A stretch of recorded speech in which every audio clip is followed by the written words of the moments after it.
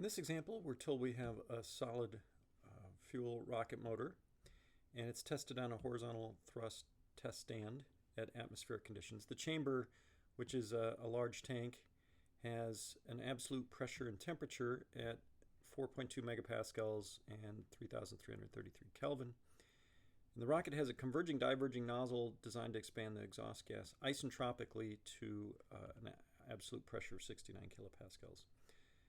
We're given the nozzle exit area, and we're told that the gas may be treated as a perfect gas with a given specific heat ratio and gas constant determined for design conditions, namely these conditions that we're told, what the mass flow rate of the gas is, and the thrust force exerted on the test stand.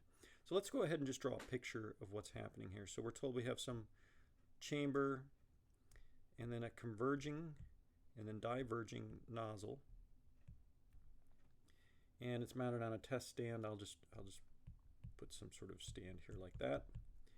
We're told that the chamber, so this region right here, has a particular absolute pressure and temperature. So those are stagnation conditions. So the stagnation pressure is 4.2 megapascals absolute, and the stagnation temperature is 3,333 Kelvin. Just remember that many of the relations we use for compressible flow analysis have been derived from the ideal gas law, so we need to use absolute pressures and absolute temperatures, so just make sure you do that. And then we're told that the gas expands isentropically, so the flow through this whole thing is isentropic, and it expands to a pressure right here of 69 kilopascals. So let me call that the exit. So the pressure at the exit is 69 kilopascals absolute. We're also told the area of the exit is 0.056 square meters. Let me just put some additional information in here. We're told the specific heat ratio K is 1.2, and the gas constant R is 300 joules per kilogram Kelvin. And the last thing is we're told that we have atmospheric conditions all around. So P atmosphere here. I'll put in absolute pressure because, again, it's best to work in terms of absolute pressure for these compressible flow analysis problems. So the absolute pressure of the atmosphere is about 101 kilopascals, just standard conditions. One thing I just want to highlight is the pressure at the exit and the pressure in the atmosphere are different, you'll notice. Now that can be the case when you're dealing with supersonic flows. So when you're dealing with a subsonic flow or an incompressible flow, which is really just an extreme case of a subsonic flow, in those cases the exit pressure and the back pressure are the same. But when you have supersonic flow, they don't necessarily have to be the same. And you can see that here, that the exit pressure is actually lower than the atmospheric pressure. So that's something that's covered in the notes when we talk about converging and diverging nozzles, but they can be different when you have supersonic flows. Okay, so one of the things we want to do is, so ultimately we want to find the mass flow rate. So one of the things we'll want to do is get like the velocity coming out here, and from that we should be able to get the mass flow rate. So where I'm headed here is I'm going to try to get the mass flow rate by calculating the density at the exit times the velocity at the exit times the area of the exit. And I already know the area of the exit, so I'm going to try to find the density and the velocity at the exit. Okay, so I know the pressure at the exit. If I can get the temperature at the exit, then I can get the density at the exit. So let me just rewrite that in terms of the ideal gas law. So the density at the exit is just pressure over RT at the exit. Because I'm doing that because I know the pressure at the exit already. Now to find the temperature at the exit, I can use the adiabatic relation all along that from the stagnation conditions to the exit. Namely, TE over T naught is 1 plus K minus 1 over 2 Mach number at the exit squared, all raised to the minus 1. So I can apply that since we're going to assume that the flow is adiabatic as it goes from the stagnation conditions to the exit. And I know the stagnation temperature at the in the chamber. So what I need to find next is the Mach number at the exit. Now the way that I'm going to find the Mach number at the exit is if I see what information I can connect between the exit and the stagnation conditions, you'll see it's the pressure. I have the pressure here at the exit, and I have the stagnation pressure. So I can use the isentropic relation. So writing it like this. So I have this isentropic relation, so I'm assuming isentropic flow, and that's fine. We're told to assume that we have isentropic flow in the device. That's a pretty good assumption. From that, I know the pressure at the exit, I know the stagnation pressure, I know the specific heat ratio. I should be able to solve for the Mach number at the exit. So if you do that, you'll find that the Mach number at the exit comes out to be 3.136. So it is indeed supersonic at the exit here. Okay. And again, for the pressure at the exit, I just used the 69 kilopascals absolute. Stagnation pressure, 4.2 megapascals absolute. Again, you need to use absolute pressures here. Okay, so now that we have the Mach number at the exit, I can then calculate the temperature at the exit. So I can combine those two together to get the temperature at the exit, and that comes out to be 1680 Kelvin. So now that I have the temperature at the exit, I can find the density at the exit, right? So I now have the pressure at the exit, I now have the temperature at the exit, so I should be able to find the density at the exit, and that comes out to be 0.1369 kilograms per cubic meter. Okay, so I'm partway there. I have the density at the exit, the area of the exit. Now I just need to find the velocity at the exit. Well, since I have the Mach number at the exit and the temperature at the exit, I should be able to find the velocity. Just remember that the Mach number is defined as the velocity at the exit divided by the speed of sound at the exit. But the speed of sound is the square root of kRt at the exit. And so I can rearrange that to get the velocity at the exit.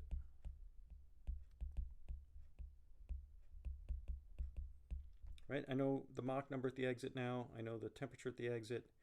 So I can plug in the numbers for that, and you'll find that, well, first of all, you can calculate the speed of sound at the exit.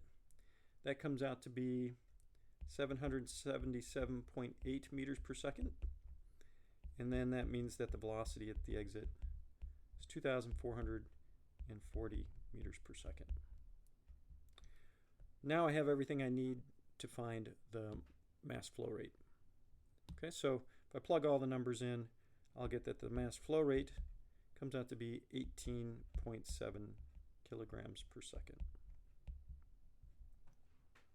Okay, so really the way I approached that was I just sort of first of all wrote down everything I knew, and then I knew I wanted to find the mass flow rate, so I just used this standard way that we find mass flow rate, and then tried to figure out how I could get some of the variables I don't have, like density and velocity, from the variables that I do know.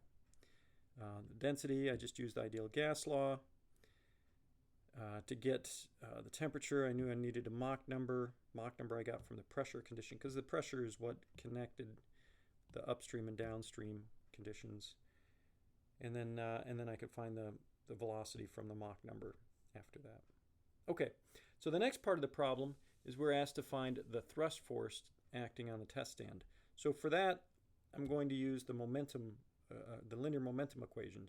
Since I'm trying to find a force, first thing that comes to mind is the linear momentum. And so I can draw a control volume that surrounds this whole test stand. And let's call this the x direction. And it's all fixed. Nothing is accelerating here. And so when here's, by the way, the velocity at the exit. So when I apply the linear momentum equation in the x direction, let's go ahead and write it out, and then we'll simplify it.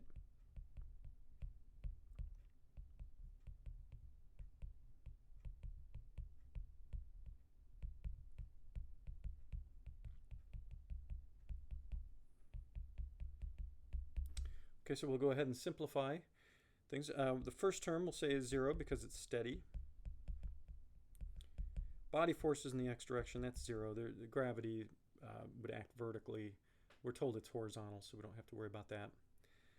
The surface forces, that one's a little bit trickier. So first of all, we're going to have the surface force that the stand exerts on the control volume. So let me put it in this direction. That's really our thrust force that we're trying to measure. So let's call that T. So I've drawn it in that direction. Maybe, actually I should draw it the other way, because I just know from intuition that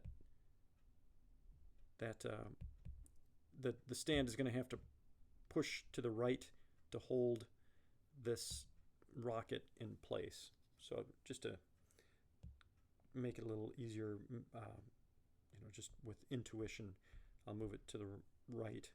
So the surface force is T, and then this is the part that's a little tricky. If you think about the pressure forces on that control volume, so it's atmospheric pressure everywhere except the exit. Remember, the exit's at a different pressure than the surrounding pressure, right? So the exit pressure is a little different. So the pressure everywhere will balance except for the horizontal projected area covering the exit pressure. So in other words, the pressure here will be the 69 kilopascals. Corresponding pressure over here will be 101 kilopascals. Everywhere else, the pressure will cancel out. Like the pressure acting downward here is 101 kilopascals, but it's also acting upward here at 101 kilopascals. So it balances everywhere except for the exit plane. So our net pressure force will be, we'll have atmospheric pressure pushing to the right over on this side. So it's atmospheric pressure over here. And then over here we have the exit pressure, PE. Okay, so then we'll have atmospheric pressure minus the exit pressure acting over the area of the exit. So that part's a little tricky. If you're dealing with a subsonic flow at the exit, then it's atmospheric pressure everywhere, because the exit area would have an atmospheric pressure as well. So then this would just cancel out. But for supersonic flow, it can be different. So we have this additional pressure term. Okay, and then lastly, this is the momentum flow rate out of the control volume. That one will be, the UX is just the velocity at the exit. And this term in parentheses is just our mass flow rate. And it's a positive because the velocity at the exit is headed toward the right, so in the positive x direction. And then the mass flow rate is out of the control volume, so when you do the dot product, it comes out to be positive. So if we rearrange that, we'll get the thrust force. This is the force the stand exerts on the control volume.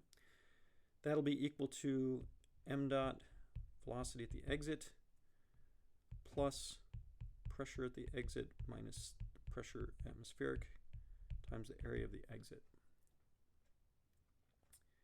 And then we have everything we need to calculate that, right? So we previously found the mass flow rate and the velocity at the exit. We're given that pressure at the exit. We know atmospheric pressure. We know the area. So when you plug the numbers in for that, it comes out to be 4.38 times 10 to the 4th newtons. Okay, so for this second part where we're trying to find the thrust force, that is just a matter of applying the linear momentum equation in the x direction. I think pretty much everything in here is straightforward. The only tricky part is really the surface forces. You just have to know that that thrust force is just the force that the stand is exerting on the rocket. It's the force we have to apply to hold it in place. And then probably the trickiest part is just knowing that there's this net pressure force because the pressure at the exit is different than the surrounding atmospheric pressure. You wouldn't have that if it was a subsonic flow. All right, I think that covers it for this example. We'll end it there.